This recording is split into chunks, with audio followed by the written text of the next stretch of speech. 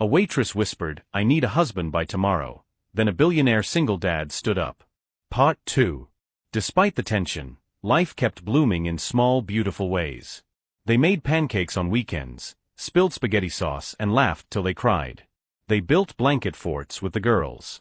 Lucas rediscovered what it meant to smile. Ellie rediscovered what it meant to feel safe.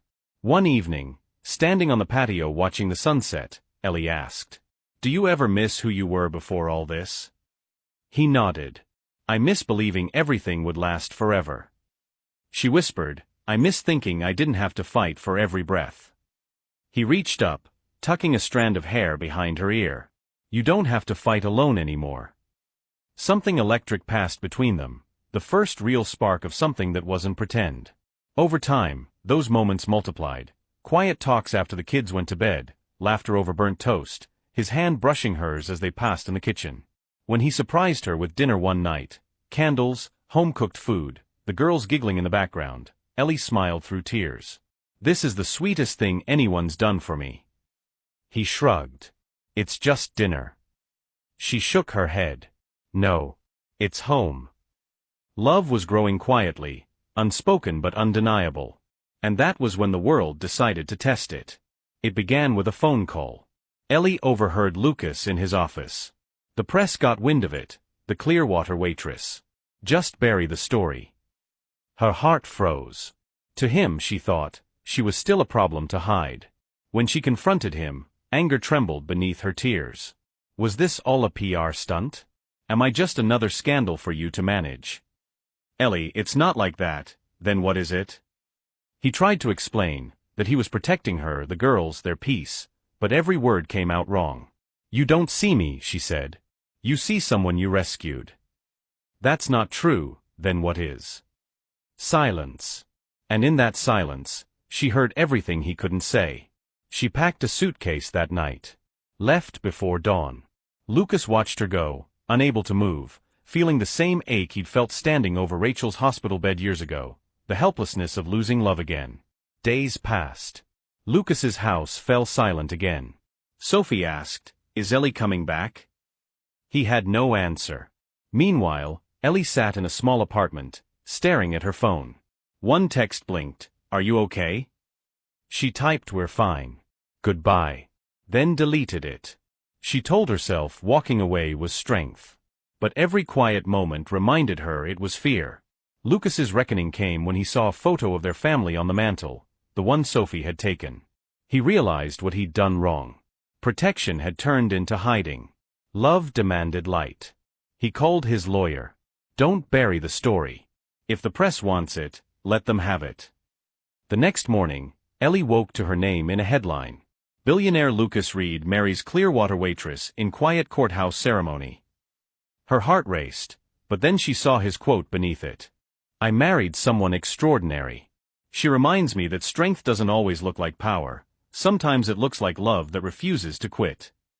Tears spilled down her cheeks. That afternoon, there was a knock on her door. Lucas stood in the rain, soaked but steady. "You left without saying goodbye," he said softly. "I didn't think you'd notice." He stepped closer. "I noticed everything. The silence. The smell of your coffee still in the kitchen. You're not invisible, Ellie. You never were." When she whispered, "You shouldn't be here," he replied, "I had to be." He told her he'd gone public, told the world the truth.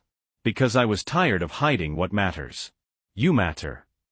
Then, voice breaking, "I don't care about the headlines. I care about you. About the girls. About us." Ellie trembled. "You said this wasn't supposed to be real."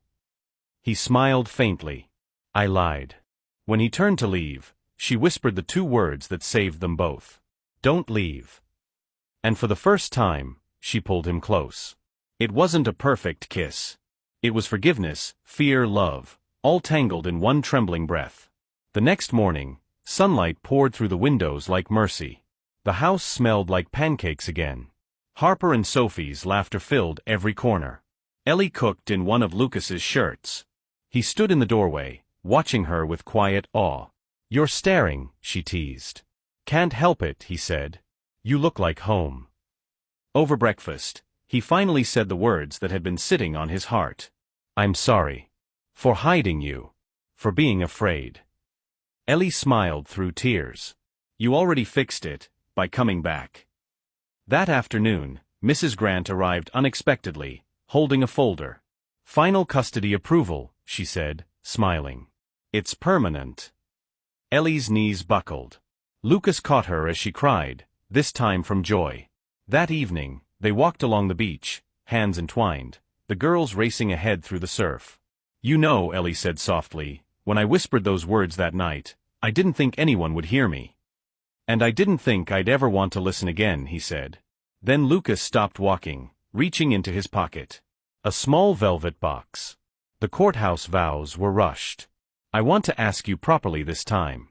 Ellie Monroe Reed, will you marry me for real? Tears filled her eyes. You already know the answer. From down the beach, Sophie's voice carried on the wind. Did she say yes? Ellie laughed, shouting, she said yes. Lucas slipped the ring on her finger, steady, certain. 1 year later. Laughter, warmth, ordinary magic. Sophie and Harper running around the kitchen. Lucas teaching them how to ride bikes. Ellie running her own small bakery, the dockside sweetheart. Sometimes, customers whispered. That's the waitress from the story, the one the billionaire married. Ellie would just smile and keep serving pies. Because she knew the truth, it was never about a billionaire saving a waitress. It was about two broken souls hearing each other's silence, and deciding to stand up anyway. That night, as they sat on the porch watching the sunset, Lucas asked, still think it's crazy? Ellie smiled. The best kind of crazy. He kissed her forehead. I don't whisper my prayers anymore, she said softly. Why's that? Because one of them answered back. The waves rolled, the sky burned gold, and the laughter of two little girls rose with the wind, a love story that began with a whisper and ended with forever. Thank you for watching this video till the very end. I am pretty sure you enjoy it. Please, click on the plus button to follow this page, like and comment so as to enjoy our next video. Thanks.